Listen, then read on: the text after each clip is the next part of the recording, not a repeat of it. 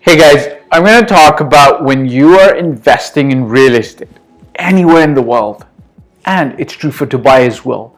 How do you sometimes have to break your rules, and how do you reconcile between two things that might be diametrically opposite, but you got to bring them together to be able to make a good decision for your investment success in the long run.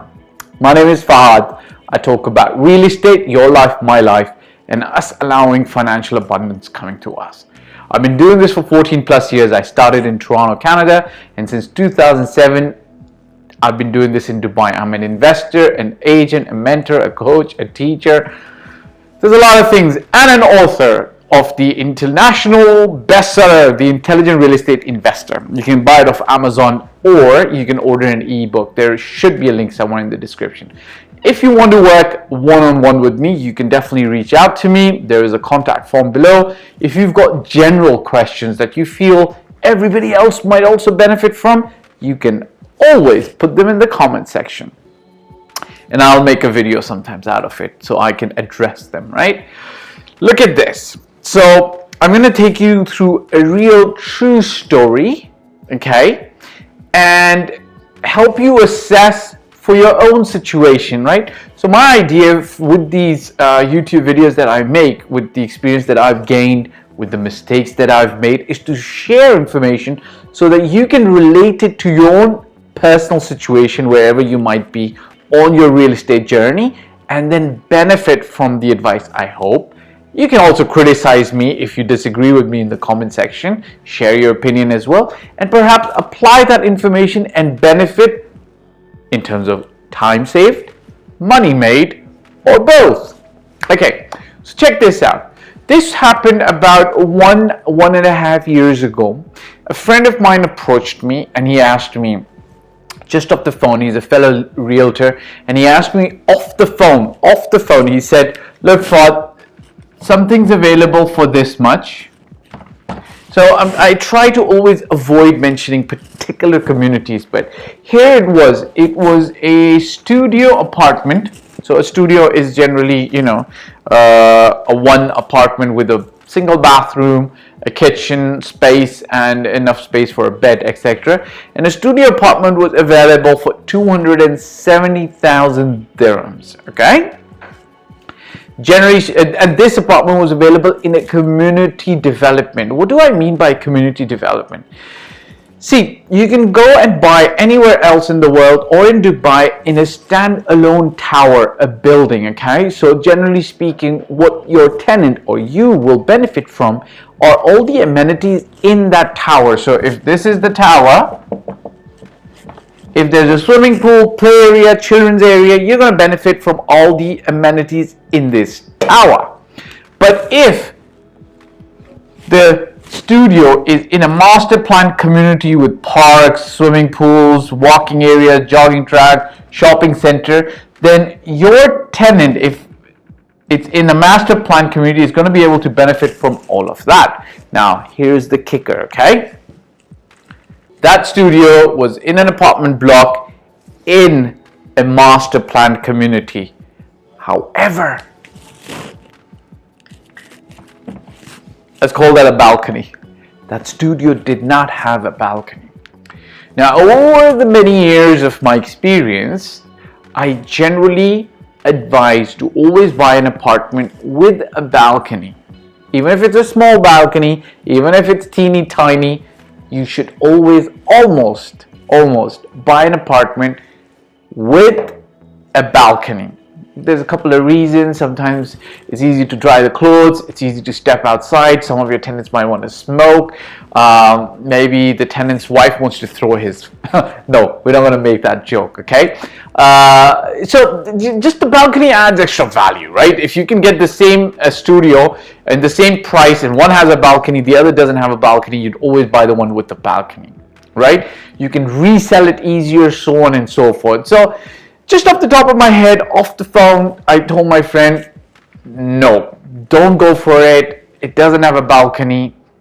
I don't think that you're going to get real value out of the deal. However, there's always a disclaimer, because I haven't done complete full research on that particular apartment, on that particular community, in comparative to what you can get for this amount of money. So obviously my friends, he's a friend, I've known him for 5-6 years, he's going to take my advice with a pinch of salt. And balcony was the number one thing that I kept telling him, right? If there's no balcony, don't do it, okay? So I was kind of like following my foundational principle rules, okay?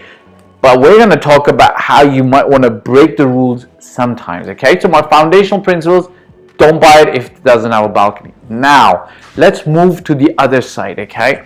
There is a video out there where I say advice should always be customized, okay? Advice should always be customized to the person's situation. Like, how successful would a doctor be if all you did is each time you went to him and he said, here's a certain pill and you'll be okay, and you complain about stomachache, take this.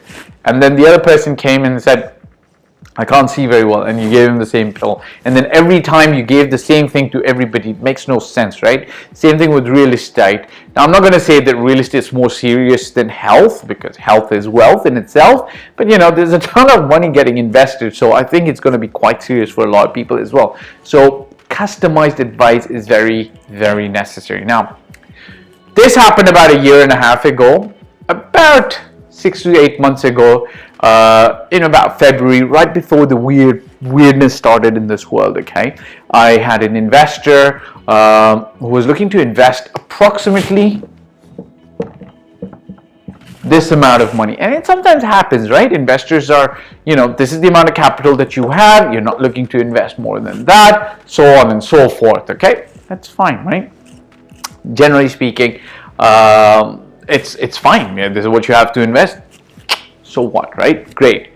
What we did, we followed by process, right? The process is to do the real estate strategy session first, to understand exactly what they like, what they don't like, what are things that they would prefer to purchase, what areas. You know, this was one of those investors who was pretty agnostic, right? He said, look, Fahd, you're the expert, give me the best advice, make us visit a few places, we'll look at a few properties, so on and so forth.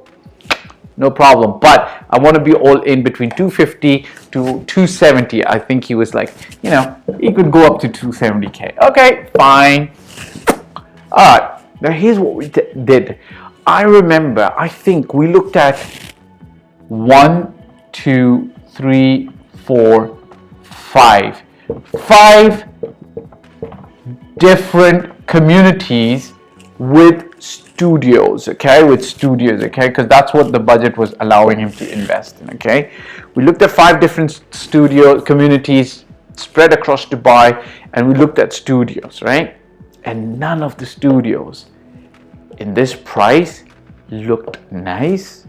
None of them were at par. You could tell that, like, the quality of the building was pretty bad, a lot of drama.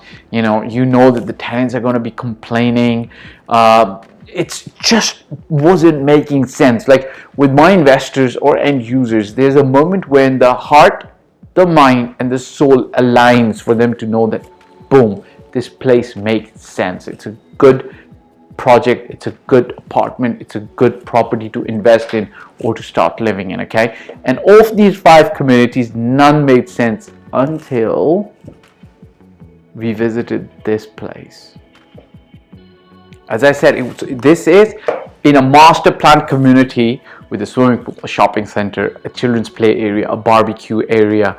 You know, there's so much more extra value that you gain. And then the developer who handles this is a quasi-government developer, so they're on the ball, they know what they're doing, everything's proper, you know, the security services, the camera, the CCTV, and so on and so forth. Guess where we fell in love? There. We fell in love with this property, even though it didn't have a balcony, the size was a little bigger, right? So now, how do you reconcile between these things? That, you know, I have a general rule: don't buy an apartment without a balcony. But then advice needs to be customized, and my investor's budget was constricting us. So perhaps in one of these areas, if our budget was slightly bigger, well, actually in one of these areas we did like something that was closer to 400,000, but then his budget, he just did not want to go to the bank, and so we couldn't, right? At the end of the day, this just made sense, right? After you're educated and you're informed, you know that the solution is going to be customized to your financial life goals and requirements. This made sense, and to me as well, it made absolute sense. And this is where we would go for and invest, right? I hope that makes sense. So sometimes you got foundational principles, don't choose an apartment without balcony, but then you got to customize it to your particular situation, and after you've looked at the options, you are dead sure that you're making the right choice, because these weren't just not good. Okay, if you haven't, come on, man. If it's gonna help you, you want to give me a thumbs up, you want to press the subscribe button, you can press the bell icon, you'll know more when more videos are coming out. And if you've got general questions in the down comment section, I'll answer them. If you disagree, if you want to add anything to me, then you can again comment. Look, I'd love you to state advice should be customized in the comment section below, because it helps us understand and internalize the learning. Ciao for now. Talk to you on the other side.